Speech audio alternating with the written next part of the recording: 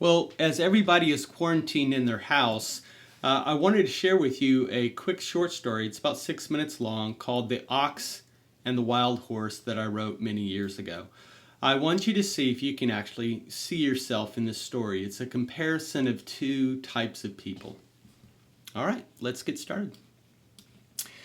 He stared at his reflection in disbelief and shock until a single tear rolled down his long nose into the water, and then he awoke. The colt woke up surrounded by straight rows of dirt as far as he could see. He looked to the south and saw dust rising towards him, and out of the cloud came large creatures he did not recognize, heading straight for him. The creatures that approached him were oxen. The oxen's shoulders were muscular or hunched over from overuse, their skin and eyes dull gray. They were as wide as they were tall. Each one had scars up and down their shoulders and neck, some more than others. Every ox had a neck brace that pulled a big wooden box with wheels or big sharp blades. The blades dug deep into the earth, fighting against their every step the oxen made. They came up gruff. "Who are you?" they bellowed. The colt replied, I don't know." "What do you mean you don't know?" they scoffed. The colt did not respond. "What are you doing here?" they huffed. And the colt replied, I don't know." The oxen looked at one another, laughing with some mixture of disgust, and one oxen spoke up and said, "Well, I tell you what, if we have more than our fair share of work, you will become one of us to lighten our load." The colt thought it was kind to include him. The next thing the colt knew, they strapped him with a neck brace and a wooden box with wheels to carry. "Move out," said the oxen. Then the whole crew headed out back towards a large red building in the distance. When they arrived, each one got detached from their wooden cart and heavy blades. But they always kept the neck brace on. Some migrated over to a pile of hay and laid down to eat. Some of the oxen went to a big wooden tub full of apples and yellowish water. They sat and drank and drank and drank until they started smiling and laughing and falling over. Other oxen watched moving pictures of things up in the corner of the big red building until they fell asleep. The colt found a quiet place to lay down and rest the night. The neck brace was uncomfortable, but over time he would get used to it. As he fell asleep, he wondered why their eyes were so dull and their demeanor so gruff. That night he dreamed he was a wild beast running across the mountain vistas with fiery eyes. As the morning arrived, he was strapped to his cart and sent out to the fields. In the fields, he saw oxen start to dig new rows of dirt and others dig rows already made. His job was to carry the dirt they dug up and haul it to another part of the field and dump it into a large pile. Days of this turned into weeks. Weeks turned into months. Months turned into years, and the same task went on and on with little purpose or reason.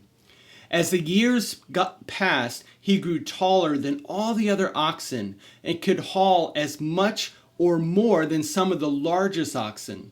His neck brace grew tighter and tighter as he grew, and he thought that he had grown to be one of the tallest oxen in the field.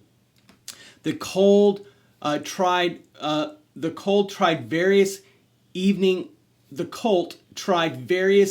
distractions as other oxen did. No distraction took away the dull ache in his mind. What was all this labor for? Straight rows and piles of dirt as far as you can see. No one seemed to be bothered with the daily task as he was. As the years passed, his vivid dreams lost their color. The fiery eyes in his dreams changed to glowing embers, and the glowing embers turned into gray ashes.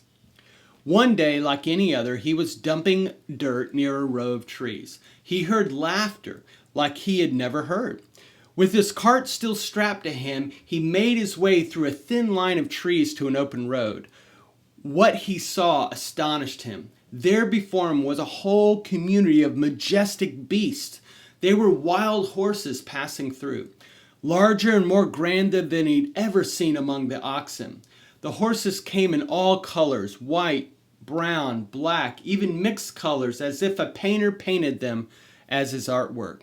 He even saw a white horse with a brown patch of color over its eye. These creatures were wild, yet gentle, strong, yet playful. They ran all in different directions, and none of them walked in a straight line. They did not have a clear leader, but he could spot many noble beasts among them. There were young, there were old, yet all appeared to be in their prime. Nothing strapped to them to slow or to hinder them. On the top of these wild horses, was unkept, long flowing hair, black, blonde, golden, dark brown. He noticed they had no scars about their neck and shoulders. Their skin was sleek and smooth, reflecting the sun's light. They leapt and kicked and ran as fast as lightning in front than the front end of a storm. He kept slowly moving toward them until somehow his cart got stuck in the tree branch and underbush. He began to struggle to get it loose. The noise caught the attention of the wild horses, who began to move towards him. He felt fear mixed with excitement. When they got to him, they looked at him in silence for what seemed like forever. It felt like they were looking through him. Deep inside, where his ashes lay, he felt ashamed to have them look at him. Up that close, he could see their fiery eyes. They had a deep flame that he never saw in the eyes of the oxen. The sight of them mesmerized him. 3 of them came out of the group toward him swiftly, as if to harm him. All at once, they rose up on their back legs and came crashing down on the wooden box. Over and over, the horses raised up on their back legs and crushed the wooden box cart. They continued until there was nothing but splinters. Then one turned around and kicked his neck brace off with one kick. It hurt, but the relief of the brace being gone covered over the pain. When it was all done, the one painted white horse with the brown patch on his eye came out from them to him face to face. He spoke. "You are free now.